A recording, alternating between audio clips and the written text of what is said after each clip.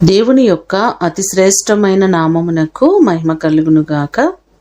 ఈ ఉదయకాలము మీకందరికీ వందనాలు తెలియచేస్తున్నాను.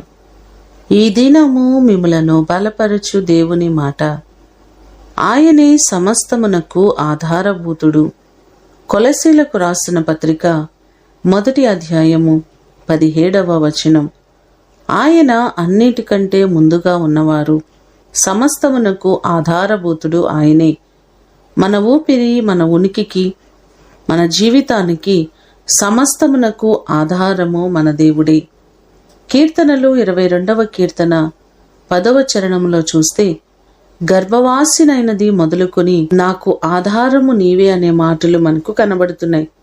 మన జీవితానికి ఆధారభూతుడు ఆయనే. నిరంతరము మనలను నడిపించేవారు, మనకు సహాయము చేసే గొప్ప దేవుడు ఆయనే. సమస్తమునకు ఆధారభూతుడైన దేవుడు మీ జీవితాలలో ఉన్న ప్రతి సమస్యలను తొలగించి ఆయన మిమ్మును ఆశీర్వదించునుగాక. ప్రార్థన చేసుకుందాం. మమ్మలను మికిలిగా ప్రేమించిన మా ప్రియ పరలోకపు తండ్రి, మీ ప్రశస్తమైన పాదములకు వందనాలు ప్రభువా. సమస్తమునకు ఆధారము మీరే.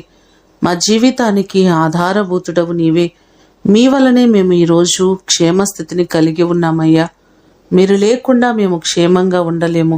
నీ కృపచేత మా ప్రియులెల్లరినీ మీరు జ్ఞాపకం చేసుకుని ప్రతి వారిని మీరు బలపరచండి.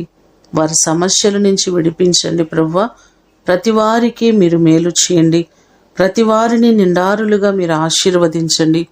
వారి చేతి పనులను దీవించండి. వారి కుటుంబాల్లో గొప్ప కార్యమును మీరు జరిగించండి ప్రభువా.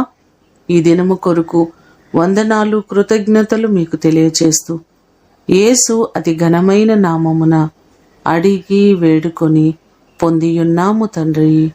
ఆమేన్. దేవుడు మిమ్ములను దీవించునుగాక.